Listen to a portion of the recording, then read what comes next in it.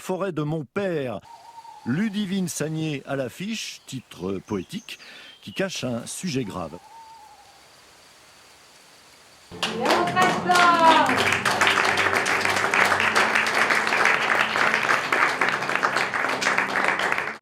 Nous on est ravis, on a passé une excellente soirée, on est venu au cinéma un peu par hasard. On habite dans le quartier là, quelques jours. Et on est tombé sur La forêt de mon père, qui est un film qu'on ne connaissait pas du tout. Et on nous a dit qu'il y aurait la réalisatrice. Alors ça, on a trouvé ça super. C'est une des choses qui nous a motivés. Et puis il s'est trouvé que ça a recroisé en fait notre histoire personnelle récente, où on a vécu un épisode un peu semblable en tout cas. Et ce film-là, ça nous a fait du bien, je pense. Déjà, c'est incroyable de tomber sur un film qui nous est très proche, hein, in fine. Au-delà de ça, c'est un très beau film. Ouais. Il y a une très belle. Moi, j'ai trouvé qu'il y avait une très belle photographie, quoi. Il y avait vraiment des très belles images, la forêt. C'était beau. Le casting est super. Il y a beaucoup de sensibilité. Elle a eu de la chance, je trouve, Véro, d'avoir Ludivine Sagné et même le Alban Lenoir, super.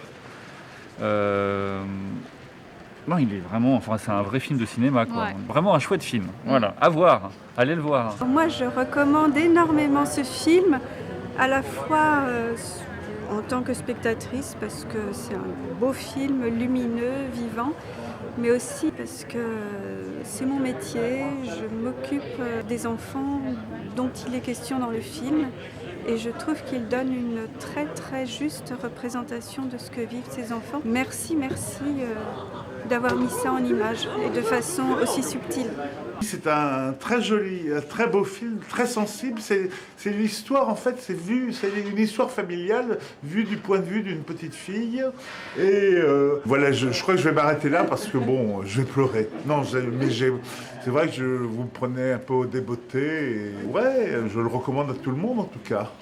Moi, ce qui m'est parvenu, c'est beaucoup de poésie, beaucoup d'amour, beaucoup de tendresse. Je garde l'impression d'avoir passé un moment très doux, en fait, paradoxalement, au sujet qui est quand même assez dur. Les plans sur les arbres, notamment sur la forêt, sur le ciel, ces petits rappels, ces petits retours, ce focus aussi sur la famille, j'ai beaucoup aimé, je me suis sentie très près, très à l'intérieur de cette famille, dans cette réalité du vécu. Voilà, merci beaucoup en tout cas. Voilà.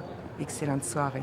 C'est un bonheur de voir ce film qui parle de choses que je connais, qui me concernent, et de les voir évoquer de cette façon-là, dans cette chose un peu parallèle à la normalité qu'on voudrait absolument. Et il y a évidemment toute une souffrance, mais il y a aussi toutes les étoiles que ça ouvre. Voilà, c'est un beau film. J'étais très ému pendant et après la séance. Et aussi après, on avait la discussion qui m'a montré beaucoup de choses dont j'étais ignorant. Ouais, j'étais très touché par le film. Franchement, je suis surpris, agréablement surpris. J'ai aimé, il y a beaucoup d'émotions. Je vous invite tous à aller le voir, c'est vraiment un très bon film. Tu m'as touché, Véro. Voilà, on t'aime.